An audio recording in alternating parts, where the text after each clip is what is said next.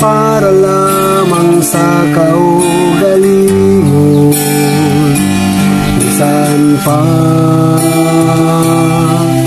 Bisan pang nananimo ang tanan,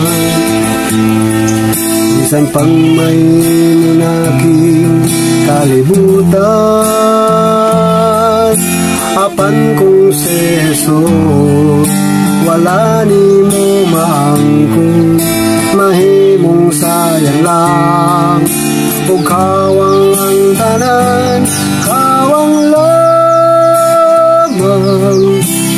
lamang ang tanan atong paghago, kung kini dili para sa Ginoo. Kawang lamang ang tanan, kawang lamang kung ang gusto nga tawanon may sunod ta, kay dili ta madawat ang langit nun nga ganti, nga giandam na sa Dios, nga giandam na para lang kanato.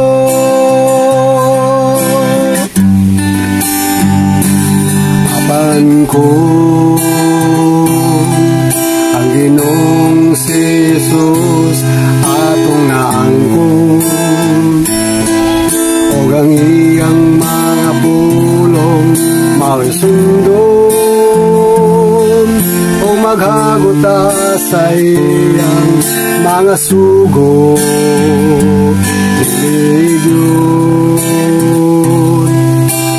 Dili gyud makawang ang tanan, ang tanang paghago para sa Ginoo. Wala gayoy makawang ang tanan niyang gantihan, ang tanang paghaguta nga para kang Hesus.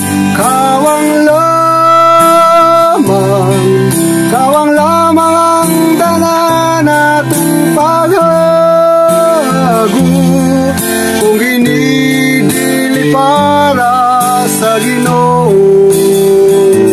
Kawang lamang ang tanan, kawang lamang kung ang gusto nga tawanon may sunod ta, kay dili ta madawat ang langit nga ganti, nga giandam na sa Dios, nga giandam na para lang kanato.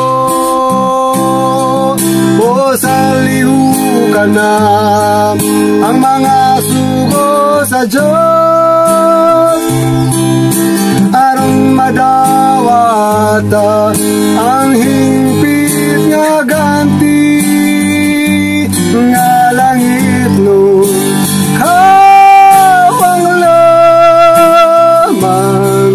Kawang lamang ang tanan atong paghago, kung ginidili para sa Ginoo. Kawang lamang ang tanan, kawang lamang kung ang gusto nga tawanon may sunod ta, kay dili ta madawat ang langit ng nga ganti, nga giandam na sa Dios, nga giandam na para lang kanato. Kay dili ta madawat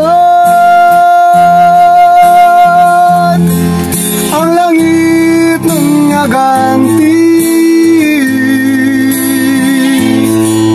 nga giandam na sa Dios,